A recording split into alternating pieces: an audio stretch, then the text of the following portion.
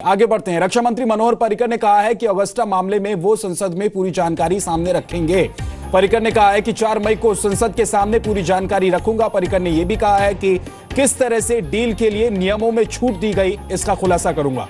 Deal में जिन लोगों को रिश्वत दी गई, हम उसे साबित करेंगे। तो यह साफ कर दिया इटली की अदालत ने कि डील में रिश्वत दी गई, लेकिन रिश्वत लेने वाले लोग कौन हैं, उसके बारे में संभवतः जानकारी मिल सकती है। जी मीडिया संवाददाता कृष्ण मोहन मिश्रा हमारे साथ जुड़ गए हैं। कृष्ण मोहन, जो दस्तावेज अब संसद में रखे जाने हैं, जो मनोहर पर्रिकर रखेंगे, उनमें क्या कुछ बातें सामने आ सकती हैं? कौन कौन से वो डॉक्यूमेंट होंगे? बेटे, हालांकि इस मामले की पूरी जांच एजेंसियां कर रही हैं, पर चूंकि इस मामले को लेकर संसद में हंगामा मचा हुआ है और कांग्रेस लगातार हमलावर हो रही है, अलग अलग पॉइंट्स निकाल कर ला रही है, अलग अलग तथ्य निकाल कर ला रही है और पूरा मामला रक्षा मंत्रालय से जुड़ा हुआ है। इसलिए सारी आंखें इस वक्त मनोहर पर्रिकर रक्षा मंत्री के ऊपर होंगी कि वो सारे दस्तावेज क्या लेकर आते हैं। दरअसल जो कंफ्यूजन है, बहुत सारी चीजें जो हैं, जो कांग्रेस के आरोप हैं, वो मुख्य जिन बिंदुओं पर हैं, उनमें से एक ये है कि आखिरकार इस ऑगस्टा वेस्टलैंड इंटरनेशनल लिमिटेड जो कंपनी थी, उसको ब्लैकलिस्ट कब किया गया? ब्लैकलिस्ट क्या यूपीए ने किया या एनडीए ने किया? क्या ऑगस्टा वेस्टलैंड को इस बिड में भाग लेने के लिए नियमों में छूट दी गई? क्योंकि ऑगस्टा वेस्टलैंड दरअसल ओरिजिनल इक्विपमेंट मैन्युफैक्चरर भी नहीं है, यानी वो हेलीकॉप्टर बनाती ही नहीं है और नियमों के मुताबिक रक्षा मंत्रालय से सौदा सिर्फ वही फर्म कर सकती है जो कि ओरिजिनल इक्विपमेंट मैन्युफैक्चरर हो।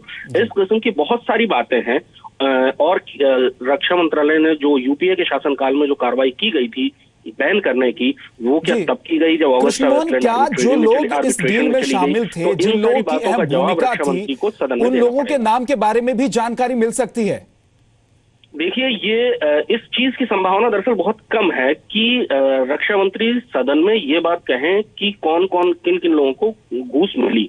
हालांकि सजेशन, इशारे उनकी जो दस्तावेज रखेंगे उससे मिलेंगे कि अगर मान लीजिए कोई नियम ढीला किया गया या कोई जो नियम थे उनमें छूट दी गई, तो उस समय कौन कौन लोग उस छूट देने के लिए जिम्मेदार थे और किन किन लोगों को फायदा पहुंच सकता होगा। कृष्ण मोहन, आपको रोक रहा हूं। राज्यसभा सांसद सुब्रमण्यम स्वामी ने दावा किया है कि सोनिया गांधी के विदेश में कई खाते हैं जिसमें ऑगस्टा डील के पैसे जमा हैं। वो क्या कह रहे हैं, अपने दर्शकों को सुनवाते हैं। कांग्रेस तो इसमें उसकी सारा जो टॉप लीडरशिप है वो सब जेल जाएंगे। सब ने लिया है, ये भी मैं कहता हूं आपको।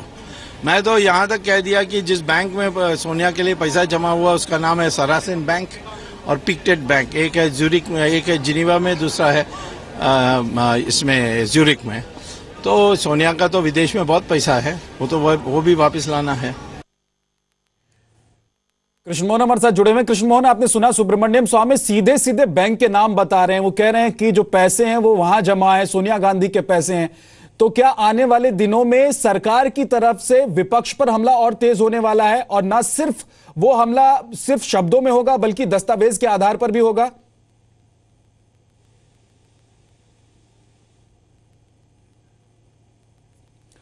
लगता है कृष्ण मोहन से संपर्क टूट गया, उनसे फिर संपर्क करेंगे। लेकिन आपको बता दें कि ऑगस्टा मामले से जुड़ी हुई तमाम जो बड़ी खबरें हैं उसके बीच में ये बड़ी खबर जरूर आ गई है कि मनोहर पर्रिकर इस पूरे मामले में दस्तावेज रखेंगे संसद के पटल पर और वहां से जानकारी देंगे पूरे देश को कि किस तरह से इस पूरी डील को फाइनल किया गया। क्या डील के बाद जब गड़बड़ी सामने आई तो उसके बाद कंपनी को ब्लैकलिस्टेड कर दिया गया, जो लगातार कांग्रेस की तरफ से कहा जा रहा है। हालांकि वित्त मंत्री का एक बयान में पढ़ रहा था, उन्होंने कहा कि डील के बाद भी कंपनियों को ब्लैकलिस्ट नहीं किया गया।